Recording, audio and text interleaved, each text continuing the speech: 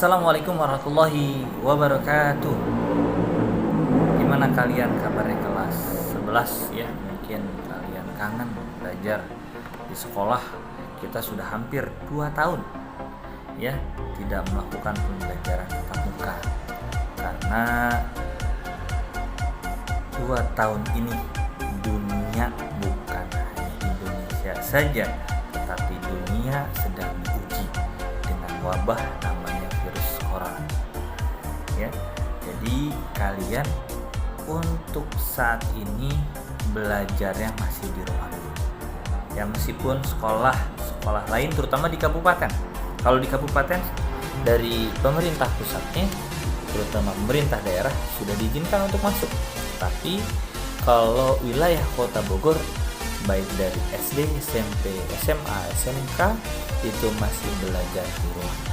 Jadi teman-teman yang ingin kangen belajar di sekolah, bersabar dulu ya, dengan pihak sekolah menunggu teman-teman yang belum vaksin, terutama kelas 11. Yang sudah vaksin berarti hebat ya. Kenapa hebat? Karena vaksin itu adalah imun, daya tahan tubuh kita agar kita terhindar dari penyakit ya. Bapak sudah divaksin 2 kali, jangan takut ya. Bapak punya teman-teman, dia belum divaksin, ketika terkena virus corona ya, sakitnya drop, bahkan setelah sakit beliau dipanggil oleh Allah Subhanahu wa taala atau meninggal dunia. Maka kita sebagai umat manusia, kita berikhtiar ya dengan vaksin. Baik ya, untuk hari ini ya kita akan belajar tentang sejarah, yang mana sejarah sekarang sudah masuk ke bab 2 ya. Silakan teman-teman simak video yang nanti Bapak tampilkan, kemudian kalian catat poin-poin yang pentingnya atau diringkas. Yang nggak usah semua, dicatat saja yang penting-pentingnya, yang paling penting kalian paham ya.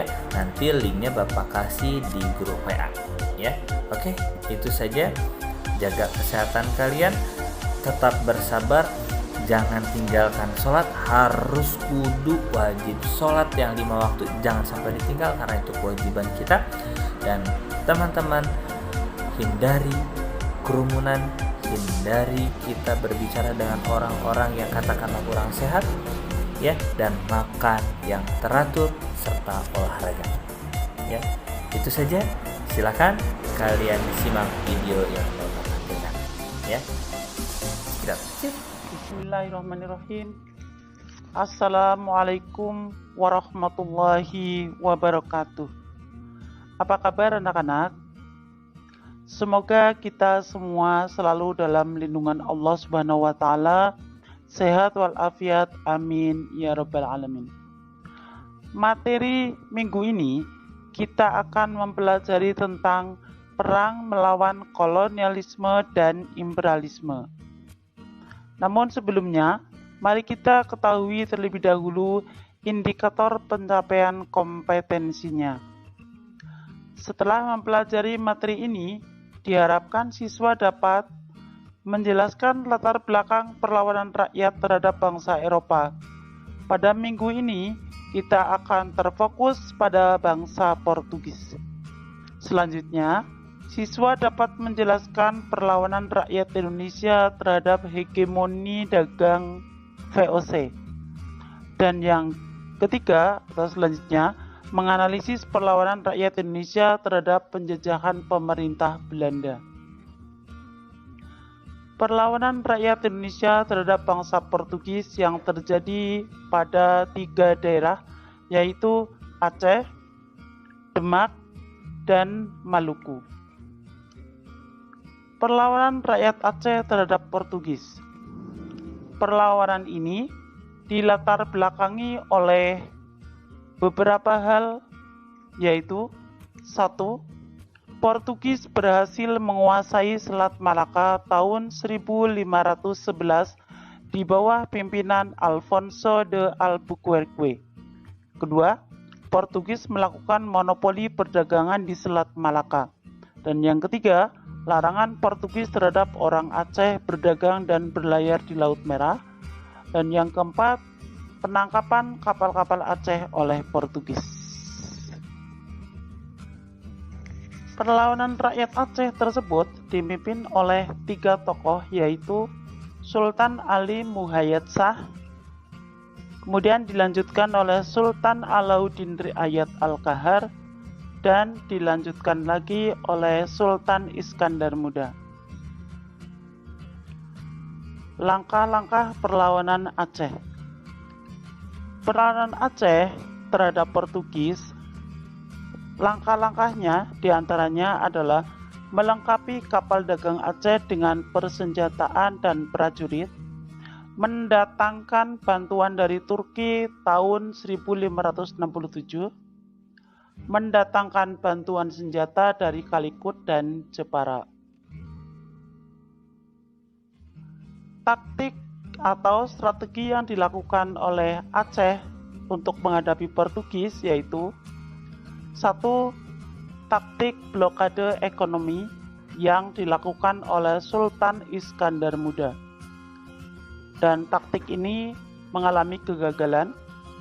Kemudian dilakukan taktik yang kedua, yaitu serangan besar-besaran terhadap Portugis di Malaka tahun 1629, dan ini pun mengalami kegagalan. Faktor penyebab kegagalannya adalah: 1. Raja-raja kecil secara sembunyi-sembunyi menjual dagangannya kepada Portugis. Yang kedua, kurang persiapan yang baik. Dan yang ketiga, kalah dalam persenjataan. Dan yang keempat, terjadi konflik internal di kalangan pejabat Aceh, yaitu konflik antara Teuku dan Tengku. Portugis terusir dari Aceh oleh VOC Belanda tahun 1641 setelah VOC bersekutu dengan Kesultanan Johor. Selanjutnya, serangan Demak terhadap Portugis. Serangan Demak terhadap Portugis dilatar belakangi oleh: 1. Malaka dikuasai oleh Portugis tahun 1511 yang merupakan ancaman bagi kerajaan Demak.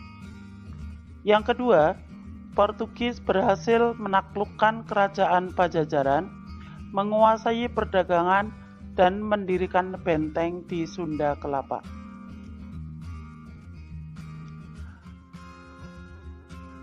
Inilah tokoh-tokoh pemimpin perlawanan Demak terhadap Portugis. Yang pertama, Adipati Unus atau Pati Unus.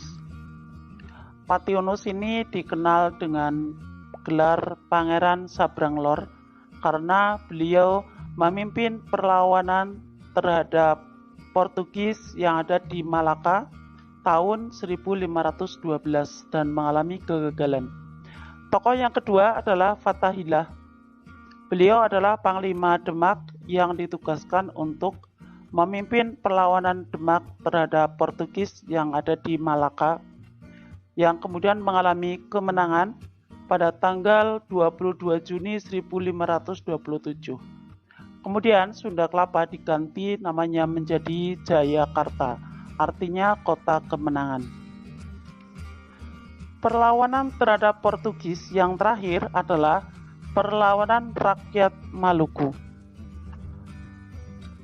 Perlawanan tersebut dilatar belakangi oleh 2 sebab, yaitu sebab umum dan sebab khusus.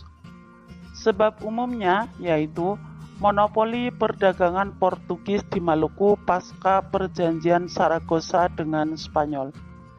Adapun sebab khususnya adalah Sultan Hairun dibunuh oleh Portugis.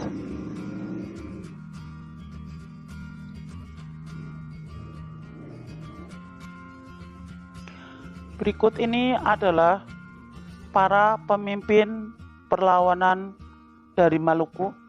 Yang pertama adalah Sultan Hairun, dan yang kedua adalah putra Sultan Hairun, yaitu Sultan Babullah.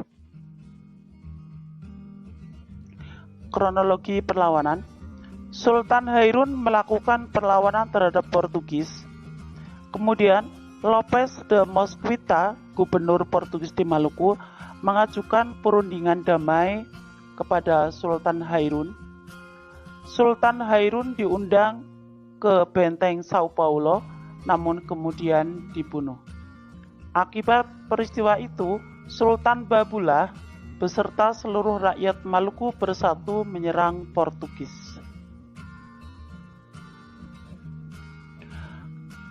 Perlawanan rakyat Maluku berakhir dengan kemenangan di pihak Maluku, yaitu Portugis berhasil diusir dari Maluku.